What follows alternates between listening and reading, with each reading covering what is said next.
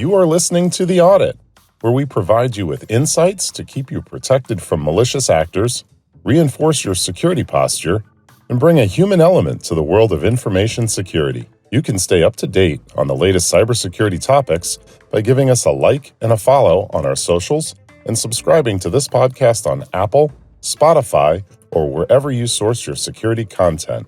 Welcome, and thanks for listening. My name is Josh. I'm the producer of the IT Audit Labs podcast called The Audit. Today, we're going to get to know some of the ITAL members. We have Scott Risdahl, Eric Brown, Bill Harris, and Nick Mellum. I'd like you guys to go around, kind of do a popcorn style, introduce yourselves, and maybe give us a little background on what you do at IT Audit Labs. All right, I'll start. Hey, thanks, Josh. I'm Scott Risdahl. I am a security practice lead, generally kind of a blue teamer here at IT Audit Labs. And I spend most of my time working directly with clients, managing some security staff, and also working hands-on on some security projects for one of our main clients. In my free time, I like to work on free software and keep up on infosec news, follow other security podcasts, Twitter, X, Reddit, etc., you name it. Just love soaking up that infosec news. So that's me in a nutshell. All right. This is Bill Harris, and I am focused on really the administrative aspects of cybersecurity. So I really spend a lot of time drilling down into cybersecurity policy, vulnerability management, technology futures, and security assessments in both the private and the public sectors. And Nick Mellum here, also a security engineer. I'd say my main functions or focuses at IT Audit Labs are policies and procedures, compliance from NIST, CGIS, CMMC, PCI, vendor reviews. I would say my most favorite, though, has got to be social engineering. So whenever that comes up, always down to get into some social engineering aspects, but then also risk register reviews and creation, things of that nature. And Eric Brown, and I founded IT Audit Labs in 2018 and have been working with a couple major clients in a fractional CIO and fractional CISO role, as well as keeping IT Audit Labs running and keeping the great team that we've got here motivated and working on some cool things. But probably my most important duty is keeping the coffee filled here at IT Audit Labs. So tough job, but somebody's got to do it. I noticed you have a lot of beer in the cooler there, and we probably will help you with that problem on Wednesday. Awesome. Yep. Yeah. Got to move some inventory. We've got a craft soda place here in Minneapolis where they have all kinds of different flavored sodas. So I picked up some of that too for the cooler. It should be pretty cool. And I guess in my free time, I do a little bit of aviation. That's probably my current passion is flying. And I was able to fly a small plane to Deadwood this year for Wild West Hackin' Fest. And that was a fun trip. And I certainly will take anybody up who wants to go. I think I've offered to Bill, like, hey, let's go up. Bill and I go back a number of years. And before I flew fixed wing, I learned to fly helicopter, and I actually became a helicopter flight instructor. But I don't think Bill, we've never gone up, have we? There's always been some excuse about why we weren't going to go. I don't blame you, Bill. Been up in the helicopter with you. I'm going to decline any trip in a single engine plane to any place that starts with the word dead. That's just tempting. That's a great point. My hands are sweating right now thinking about getting up in a plane that small.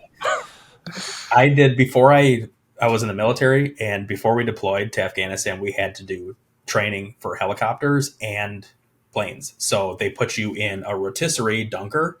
Have you seen on the videos when they throw you into the water for like how if you do a crash landing into water of any nature? And then we also did it for trucks. So they roll you around and they stop, and then you have to like undo your seatbelt, fall to the ceiling, and then crawl out, whatever, a turret hole or whatever, but just getting you ready for conflict. And so Eric talking about this stuff, I'm thinking flashbacks of doing this training or if anything. Now we know why IT Audit Labs is strategically positioned near the airport. There you go. We can bug Okay. out anytime we want. Speaking about preparing for conflict, no, I just wanted to transition to the Cisco article. Scott, would you be able to pull that up and share it with us? I don't have the fancy ad blocker that you do, and I'm embarrassed to. You have some like My Little Pony ads? Yeah. Brony? Yeah. Bronies. That I was going to ask what that was called again. It's getting weird over here. Feel free, anybody, to jump in. And I guess breach is the wrong word. Cisco vulnerability that has led to a number of security incidents or breaches around the globe.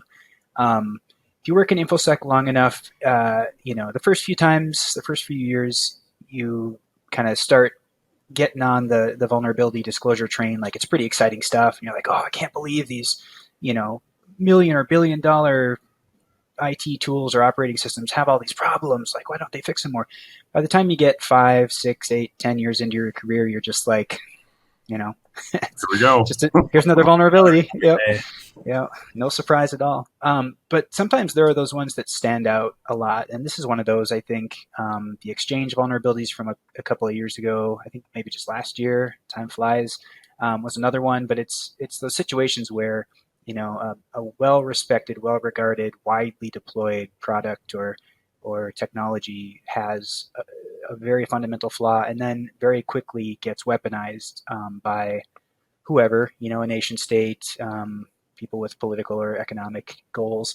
Almost overnight, it just sort of goes around the world, and all of a sudden everyone's scrambling to catch up. And this is one of those. So at a really high level, it affects a lot of Cisco devices that run a version of their firmware or their operating system that's just called iOS XE. And XE is just kind of a newer iteration of iOS, which has been Cisco's kind of core device operating system for a long time. What's also cool about this one is it's really easy to explain and for kind of non-technical people to understand, because really all it takes is for the web page that is used by administrators to configure a Cisco device to be open and exposed to the internet or to a network that is otherwise accessible by bad people. It doesn't require any special access. It doesn't require any credentials. So they say it's remote, unauthenticated. Really, anybody who knows about it and has just enough technical aptitude to know where to look, or has read online postings about how to weaponize it, can go in and completely take over a device. And so it lets them create a new level 15 account, which is kind of Cisco speak for a super admin account on the device, and the device is theirs. And I actually, one of the clients that I work for had this happen, and it took a little back and forth with some people who manage our network to recognize that, yes, indeed, this was our device, and yes, indeed, it had been compromised. But yeah, just last week, I got to deal with this firsthand. And it's an interesting feeling knowing that somebody else owns one of your very core. So in our case, it was a core router. So one of our 2 border routers, which is about as important a system as you can have. What Cisco products are out there? Like, what devices would this affect? Isn't it any device that has a web management, a Cisco device that can be managed over their web interface? So routers, switches. That's my understanding. Yep. Anything that's exposed to the public internet over HTTP or HTTPS, right? For that management GUI. Yep. Appears to be what's impacted here. So the workaround, as I understand it, is that you would disable that. There's not currently a patch for this system that Cisco has released, unless I'm mistaken, in which case let me know. But I thought the only way around this is to shut down that public access to that GUI. That's all totally tracking with my understanding of the situation. And who knows when this episode will air. So hopefully by then Cisco will have released a new patch to correct it. You can see on the screen here, whenever this was posted, I think a few days ago, there were tens of thousands of compromised devices that security researchers were already finding out there. And of course, when the attackers completely take over the device, they can lock out the good guys. So as in our case, we had to send a network guy out there with a thumb drive, essentially, to the data centers physically to re-image these things to a known good state. So totally reinstall the operating system, totally reapply the configuration, and then just sort of, and then of course turn off the web UI because it's still not patchable.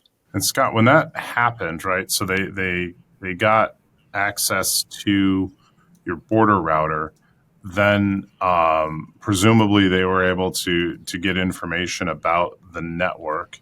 Do you know what other information they might have or might have been able to get from that device? Yeah. So the first thing that we just assumed was that any passwords, the login passwords or the kind of the enable, so make me a super user after I log in password, that those had been compromised. Not only because they're stored using somewhat weak encryption on some of these devices, but also because our admins trying to figure out if the devices were affected tried to log in after the device was likely compromised. So yeah, as far as other sensitive information, I guess sort of luckily, these border routers by their nature are sort of outside the rest of the network. They sit between one's internet service provider or upstream service provider and your own like security perimeter. So really, they don't have a lot of privileged access or privileged information about the network. The most that they would have is fairly high level kind of super routes between the on-prem network space and the internet or the upstream network. So that in itself isn't necessarily too damaging, but it's still kind of that feeling like somebody came into your house while you were gone and looked through your drawers. Scott, how did you? Maybe you mentioned it and I missed it. How did you become aware that you guys were compromised by this? Yeah, it's a good question. So Cisco released a security advisory a few days after the disclosure. And along with saying, hey, just turn off the web service, this is the problem, there's no patch, they also gave you a little kind of customized curl command, so a Linux command line web request tool that can go out and look for a specific fingerprint, basically, of the implant that the threat actors were using after they had compromised a device. So they compromise the device with the vulnerability, then they load into memory this little sort of backdoor. And so you could use this curl command that Cisco provides to just test and see if it had been compromised. And based on the output it spits out, you just know. Should most organizations even have their Cisco devices presenting a management GUI to the internet, or should that be presented more on the private network?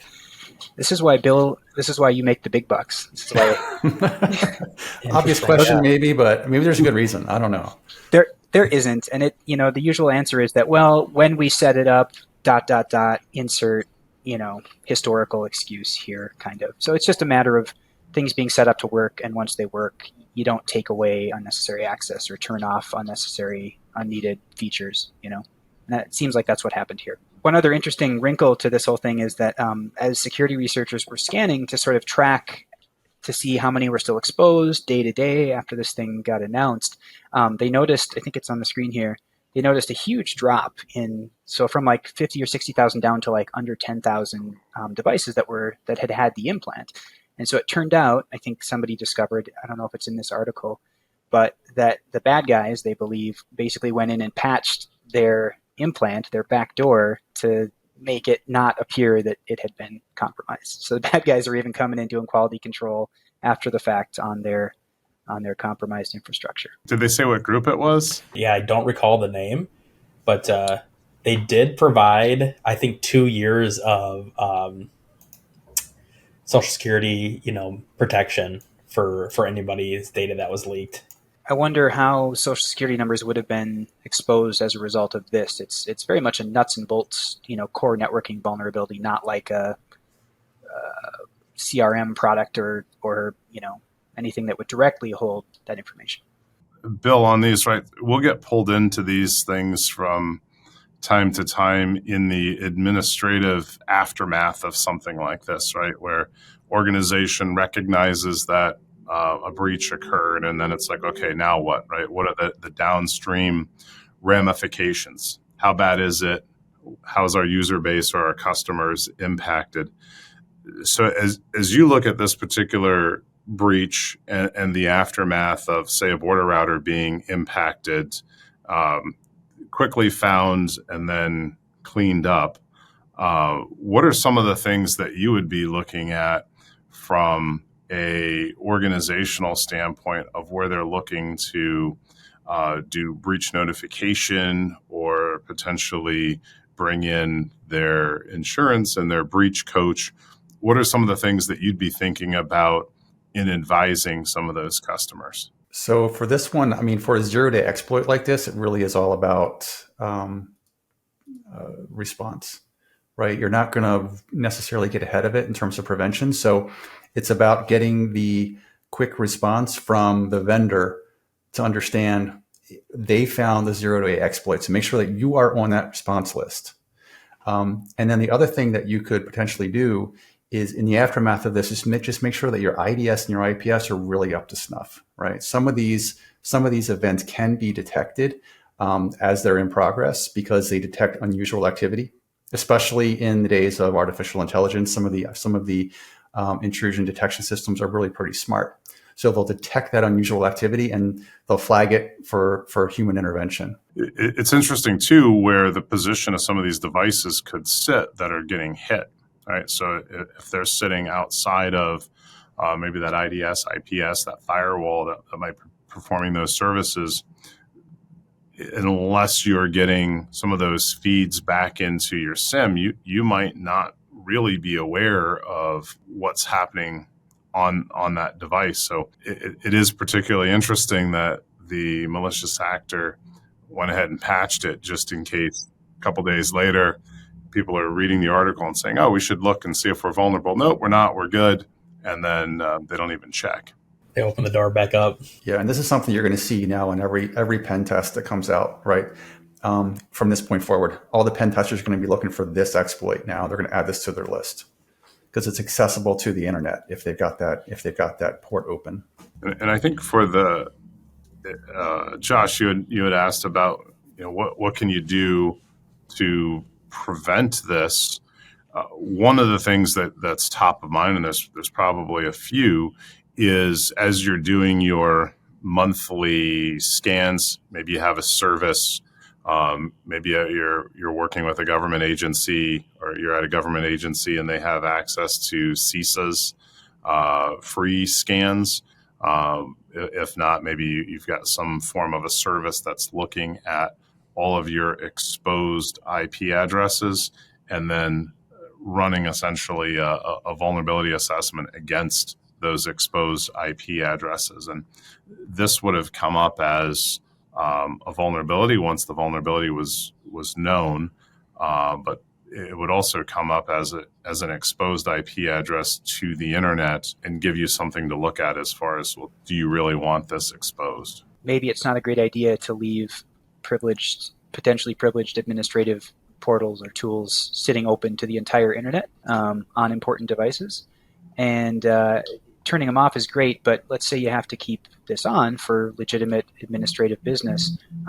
Most network and security devices allow you to have kind of like a trusted set of IPs that you can do management things from. So even if the web UI has to be open to the internet, essentially, you can restrict just a set of known good organizational IPs who can even open that. And that would have shut this thing down before it even got started. So is this a matter of just kind of a blind spot in the security protocols of Cisco, or would this be something that, should have been taken care of, or is this just another one of those inevitable casualties of the ongoing cyber war? I think for a lot of organizations, this was preventable in terms of any damage caused, right? A lot of organizations should not have had this port open to the whole world on their edge routers or whatever devices they have outside their network. It's usually not necessary. However, this is a zero-day exploit, so there was little that they could really do to know that the vulnerability was there in the first place. Are you guys familiar with Akira? Is this kind of a bad boy on the block, so to speak, or any insights into this breach? I did read through the article, and this one, for sure, they were talking about data that was siphoned off, and they are also providing protection to anybody that was in the fallout. I believe it shows. Yeah, right there it says right underneath the ad, any personal information that was stolen in September. Oh yeah, so there you go. There it is. Full names, date of birth, social security, healthcare information, her health information. So yeah, all the juicy information was stolen. So you definitely want to be locking social security numbers. If you don't already do that on all the major credit bureaus, get on there. If you don't have an account they're free to make, that would be critical, I think, right now to do that. Just for anybody. You should be doing that as just general practice too. So it looks like they got super transparent right away. Was that to help kind of mitigate the damage, solve the problem? I would guess some of it is led by disclosure requirements for certain industries.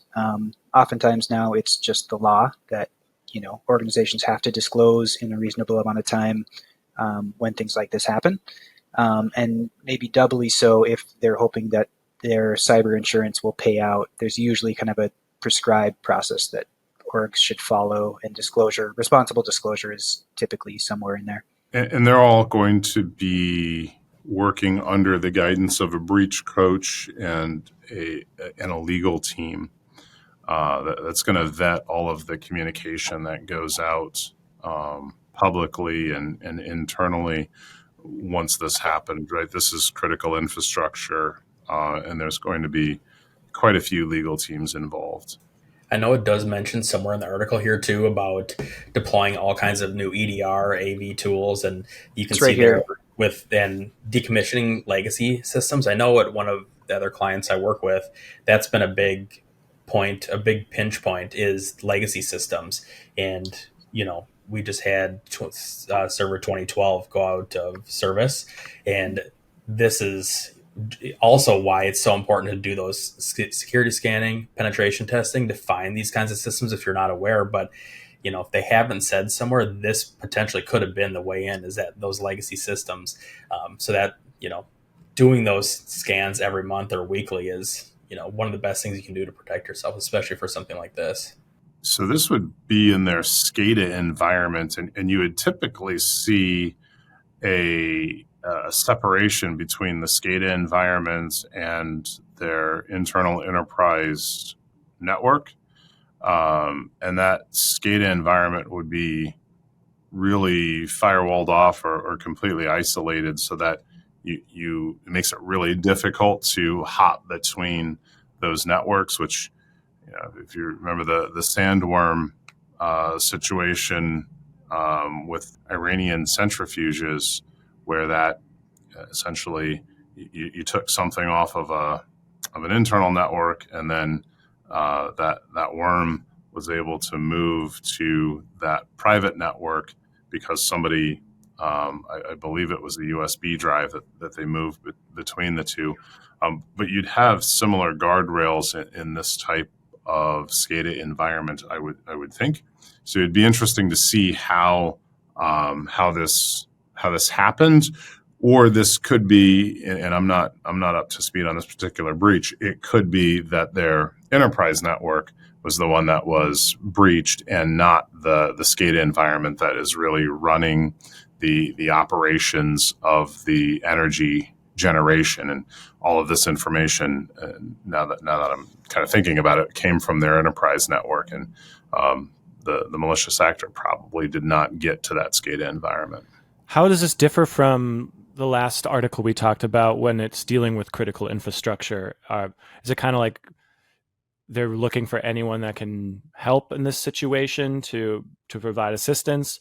Are they tagging specific private companies like IT Audit Labs, or how does that work? As far as like the recovery process, responding to this sort of thing? Your response, yeah. It's pretty common these days for, especially in high profile things like this, where somebody really gets taken out, to bring in a third party incident response company like Mandiant or whatever they're called now, because on the one hand, it's not really economical or common to keep that level of incident response talent in-house for a lot of companies. But also, if a company does have the breach insurance, oftentimes they'll mandate that a third party come in and handle the response. And typically what will happen, Josh, to echo what Scott said, was that their insurance company is going to really drive what happens.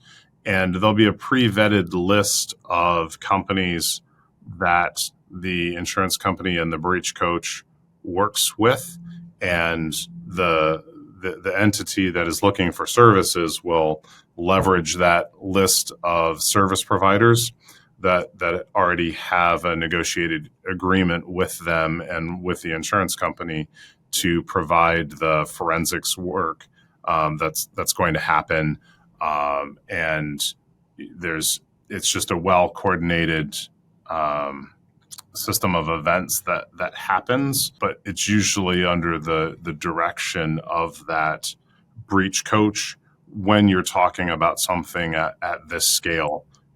Smaller organization that if they don't have insurance or they're trying to solve the problem on their own, they may go and reach out to an organization that they find or that they've heard about to help them. But it's much more structured in larger organizations. There would have been more than likely playbooks and drills that have happened throughout the year, hopefully, of when something like this happens.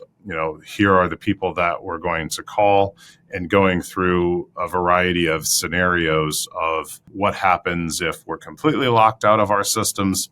How do we get the contact information to know who to call or to bring in from the internal team?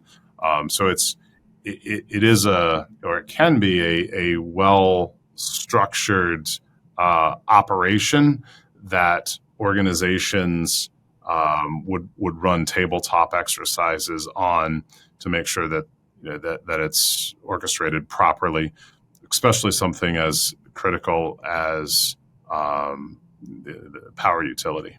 It's really difficult in 2023 to even get cyber insurance if you don't have MFA on just about everything, if you don't have a good password policy that's enforced, if you don't have some reasonably current, if not cutting edge, endpoint detection and response tool. If they really were lacking all these things on some or all of their systems, they were in the dark ages.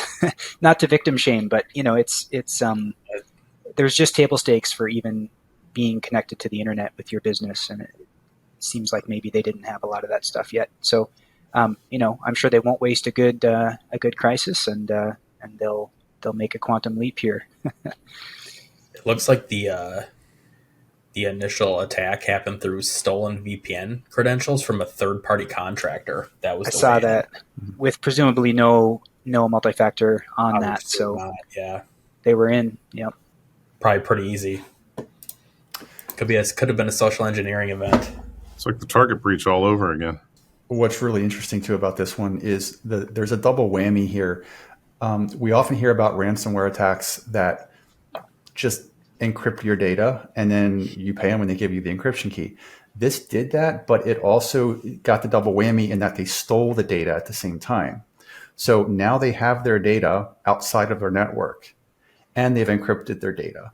So what we're seeing from ransomware actors increasingly is this double whammy where they will encrypt your data so that you can't get to it, and then they will extort you. And if you don't pay the ransom, then if you don't pay a second ransom, then they'll release your data to the public, which would be devastating for the type of information that they stole here. A lot of some companies may still sort of live in that space where they don't think they're really a worthwhile target. What does an energy company have to steal? They don't, you can't siphon credit card numbers directly off of them maybe, or whatever. But even just SSNs, things that can be used for identity theft, like that's valuable data. And what company doesn't have that information about their employees at least, or their customers too? So there's fewer and fewer companies that can consider themselves not a worthwhile target. And just for our audio-only listeners, the data that was stolen was full name, date of birth, social security numbers, and health information. Have you, Bill, worked with a breach coach before, or anyone on the podcast today? Have you been on the ground level of these kind of situations? I unfortunately have a couple of times with some customers where we were brought in to help steer out of a situation that had occurred. Yeah, it's a long process. The breach I was involved with was personally identifiable information was stolen from tens of thousands, or could have been stolen from tens of thousands of people, right? That was in the data set that was taken. So we have to assume that tens of thousands was exposed. Whether or not the malicious actors actually did anything with it, we have no way of knowing. So that's where you go through the process of using forensics organizations to assist in actually determining what was stolen or what was possibly stolen, and then going through notifications, like this organization had done, and I think this organization was using Experian to provide credit monitoring for a number of years. But essentially going through that work, and then the aftermath, the internal cleanup. The one that I was involved with, I think it took the better part of a year, and a substantial amount of money, not just in the cleanup efforts, but then the ongoing changes internally to policy and the administrative controls that were put in place, technical controls that were put in place. Even 4 years later, that the organization has that memory of what occurred, and it takes a while to heal from that, if ever. But as people change roles and leave the organization, new people come in. That the event tends to dim, and you see maybe ways going back to things that were happening before that kind of caused that sloppy behavior that allowed the breach to occur in the first place.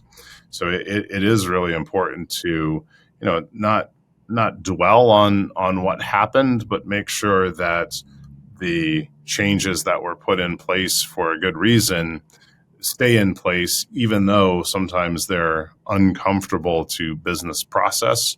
They're there for a good reason, and continually reminding the organization and talking about it, I think, openly internally is really what helps the organizations maintain a good security posture.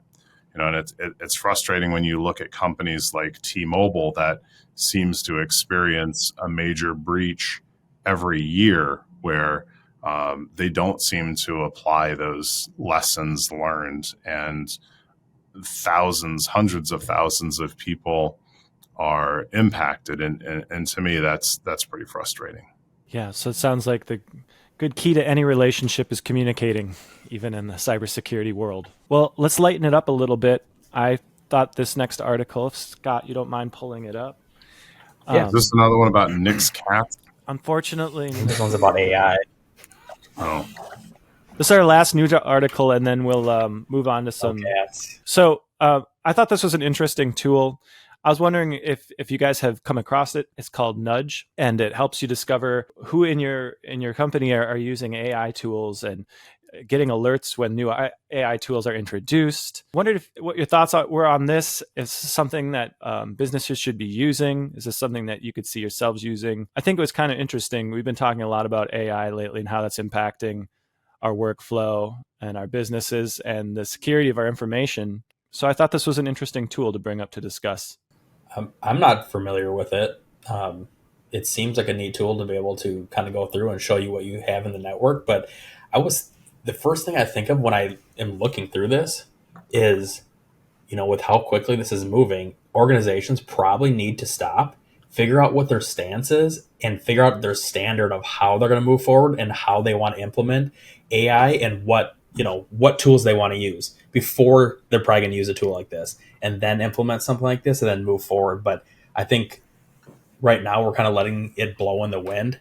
What is the organization's stance, and how do you want to move forward with AI before you start doing that? But this could be a really interesting tool to help with that. Yeah, I we're agree with already that. using AI on the podcast, in some way, shape, or form. There's a lot of AI tools to come up with descriptions for YouTube videos, for example, or suggest titles and things like that. So it's already being used, just for this podcast. We've all used ChatGPT to write an email. When it comes to this AI stuff, yeah, I'm on the other end because trying to contain the use of AI is like trying to hold water in your hands, right? It just is not going to work. This tool It's like herding here, cats. it's like exactly, Nick, like herding cats. This is a waste of time and money to buy this and to roll it out, in my opinion, because it might tell you some interesting stuff. It's probably more designed to be interesting to buy rather than it is interesting to use. But what are you going to do? So what? Who cares if somebody is using one of 10,000 AI tools that are out there, right? AI is built into Microsoft products now. Certainly there's the ChatGPT and all of those things that we know about. Well, maybe you're not going to use it on your network, but I can pull it up on my phone with a cellular connection to the internet. And what's the point, right, of spending any amount of time or energy implementing tools like this to catch something that you can do nothing about? My opinion is better spent, like Nick was talking about, have a plan organizationally around what it is that you're trying to protect or prevent.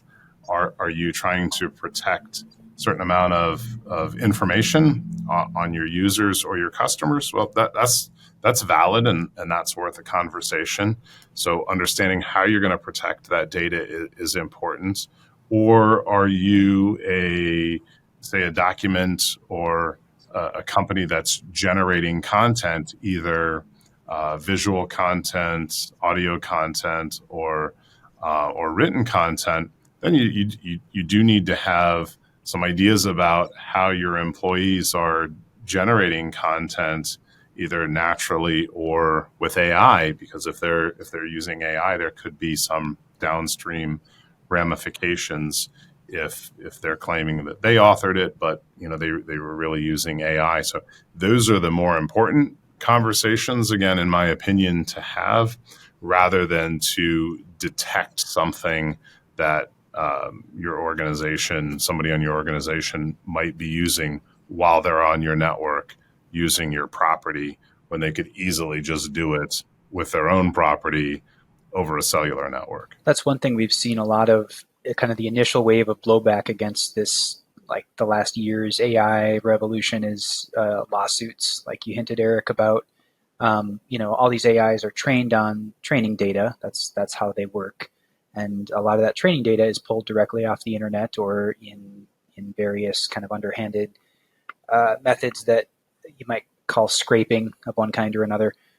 So the AI can produce something that seems novel and new and interesting and informed, but really it's just, I remember the Bass-O-Matic from SNL back in the day with John Belushi, where he puts the fish in the blender and you get out this sort of, uniform fish gel. It doesn't come from nowhere. It's not really an intelligent thing creating output. It's just, doing a whole lot of computation and analysis and machine learning algorithm work behind the scenes and spitting out, the Bass-O-Matic version of written content or songs or whatever.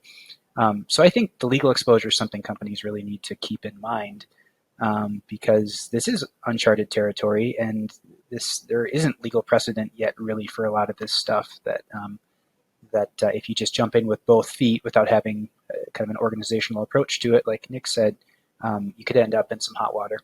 I was in an ISC2 conference this week, and they spent a lot of time talking about AI. One of the really interesting aspects of this is that, and this is a great example of a product that's taking an early swing at a problem that is so new, Scott, to your point. And right now, the White House and Congress are trying to get some legislation in the United States to help inform some decisions and some rails around AI. Whereas in Europe, they take a much more prescriptive approach, right? With some of the GDPR laws you have in Europe, very, very prescriptive. But here in the United States, it's more descriptive. And There's not going to probably be a really heavy-handed, you have to do things specifically this way and this way from the government. So I think tools like this will proliferate because people will be trying to follow some rough guidelines. So I think you're going to see more of this, but I do kind of wonder if some of these things could also be solved with like a DNS or a URL filter to see what people are going through the corporate network to hit some of these generative AI sites. Snake oil. Snake oil. I don't know if this pertains so much, but on the side, I do a lot of photography, and AI is huge there. So, but the reason I bring it up is one of my favorite companies, Leica, they released a new camera yesterday. And the reason why it's cool is if you're familiar with the technology, the Coalition for Content, for something and Authenticity, I can't remember what it's called, something of that nature, but it's basically the standard now of what's real and what's not.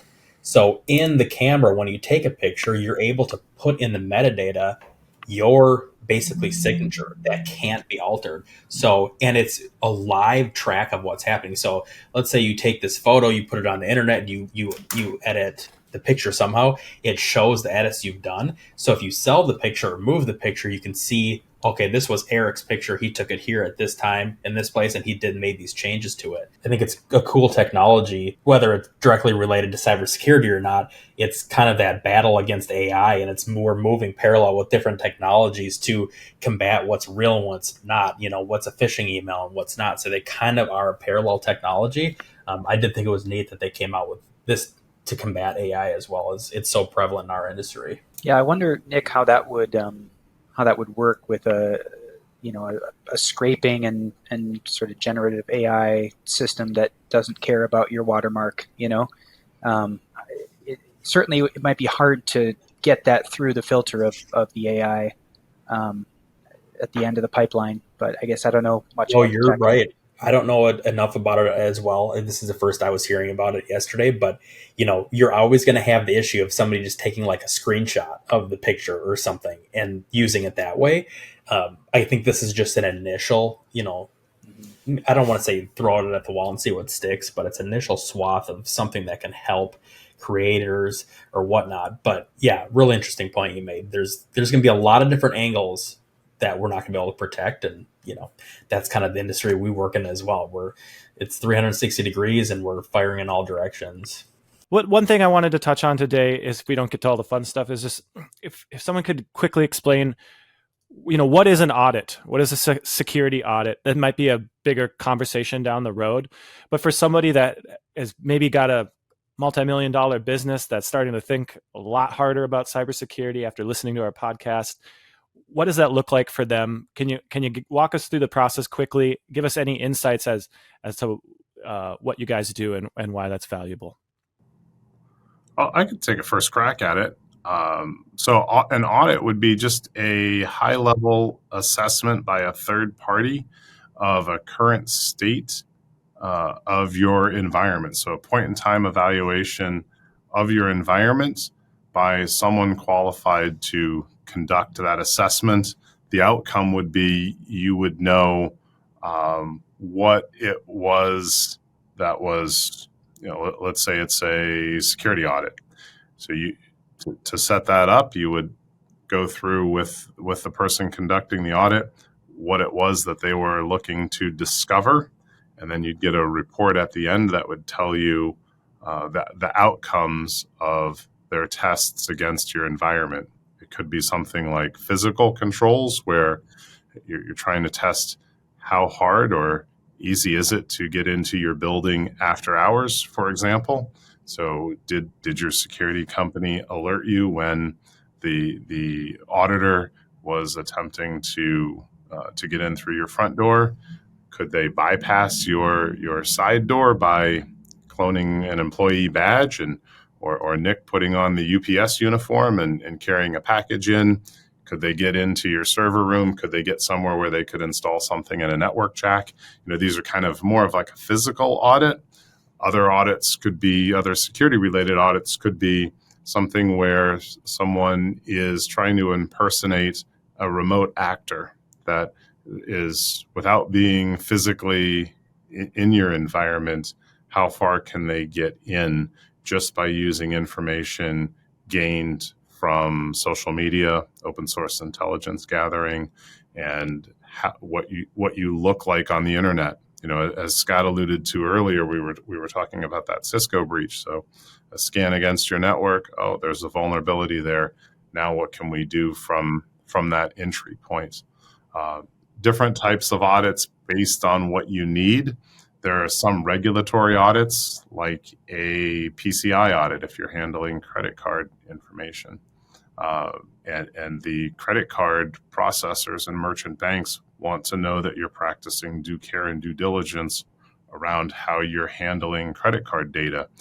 Are you writing down the credit card data on a sticky note and then entering it into the system later? Or do you have really good practices around how you take credit cards, either card present or card not present? And are you adhering to the industry standards? Could probably go on a long ramble about all of the different types of audits, but high level, I think that would give a good synopsis. And certainly Nick, Bill, Scott, anything else to add there? I think for me, that point that I want to bring up is people aren't doing it enough. We're not testing social engineering enough, and it's so huge. From dropping a thumb drive in a parking lot, to, like Eric said, dressing up as a UPS driver and, trying to infiltrate any place of business. I know one we've done before was dress up as a fire marshal. You walk in with the fire chief shirt, style on, the hat and jeans and a clipboard. As soon as you grab a clipboard, it's pretty much, open season everywhere because people aren't going to stop you. But as I digress, the point I'm bringing up is, we spent so many years trying to combat phishing emails and teaching our, coworkers and, anybody in our organization, what is a phishing email, what isn't a phishing email, and how to, combat that. Now we're seeing we're probably not putting enough emphasis on social engineering. Well, what's happening when they're in the lunchroom or they're letting somebody tailgate them into a building? And that's something we're probably not talking about enough, I think. And when we're doing these exercises, that's what we're seeing. We have a pretty good success rate. And I think, starting the conversation, from just the phishing side to the physical side is something we need to start doing. Yeah, that makes a lot of sense to me. I think phishing is a huge one, as you point out, Nick. The other thing I see a lot of times with audits is that it's really difficult for people to identify what the gaps are, right? So a lot of audits are driven by interviews, and they're driven by access to the information within the organization. It's generally pretty technical in nature. So I think IT organizations need to do and are starting to do an increasingly better job of minimizing the burden on that customer to provide that information, because we have to get in there and really help them out. They may not have the expertise to supply all those answers for us. One thing about audits, IT audits in 2023 that's different maybe from a decade or two ago is that there's some really, really good frameworks out there now that are essentially free or have a nominal cost that really outline the process in a structured and sort of data-driven way. In 2003, cybersecurity as an industry was very much the Wild West, and you had just kind of, it was just very, very different people doing very different types of work. And it's really matured quite a bit. So now we have these great blueprints and kind of battle plans to use when we go into organizations that are developed by the government or by industry or by academia. And it doesn't kind of have to be a best effort thing so much anymore. There's really good systems that practitioners like us can use to do a deep and thorough evaluation. And where our claim to fame is, so to speak, is where not only can we help on that audit side of understanding where a customer might want to be, so helping them create that roadmap. A lot of times you'll talk to a customer and they've got audit fatigue because they've been through a number of audits in a short period of time, and each audit ends with a stack of papers. And I always equate it to, you're driving a car, you take your car to the mechanic shop and they say, well, here's all the things wrong with it. They hand you a printout. It's the same thing that happens in the cyber world. You get your printout of everything that's wrong, and typically then the person who conducted the audit, they go off and they're on to conducting another assessment the following week, and you're left to take the piece of paper and figure out what to do with it. Where we really found a niche was that not only would we give them the piece of paper that told them what was wrong, but we'd also help them build a plan to correct it. And oftentimes that was with either staff augmentation or coming in to run a part of their security program to really take that the corrective actions and the strategy and build a plan so that they really had a roadmap to get better. And equated back to the car example, we're going to be the mechanics there that help them get that car back on the road and driving the way they would want it to. We want to be in the trenches with you. That's what I'm looking for. Yeah. All right, guys. Well, we had Scott Risdahl, Eric Brown, Bill Harris, and Nick Mellum on today from IT Audit Labs. I'm Joshua Schmidt. I'm the producer and co-host of The Audit. Thanks so much for joining us today. This is the end of the 2023 calendar year for The Audit. So we'll see you next year with some new content, new topics, and the same old cast and crew here. So thanks for joining us today. Subscribe and follow. You can find us on YouTube. We also have LinkedIn, Instagram, and Facebook as well. So check us out and hope to see you next year. Josh, one thing for next year. You think we can get Bill to grow a beard? They probably have a lot better chance than I do. I have the facial hair of a 12-year-old. I've never been able to do that. It looks pretty gross when I try to go for the beard. I'm not going to lie. I do the Captain Morgan stash though. Nice. I'm strong on that. In the current technology landscape, managing risk among other operations can be incredibly challenging. Let IT Audit Labs experts provide a detailed, thorough examination in preparation for your upcoming audit. Contact us to learn more. Thanks to our producer, Joshua J. Schmidt, and our audio-video editor, Cameron Hill. Please subscribe to be sure you don't miss our upcoming episodes. The Audit is available wherever you source your podcasts. Thanks for listening.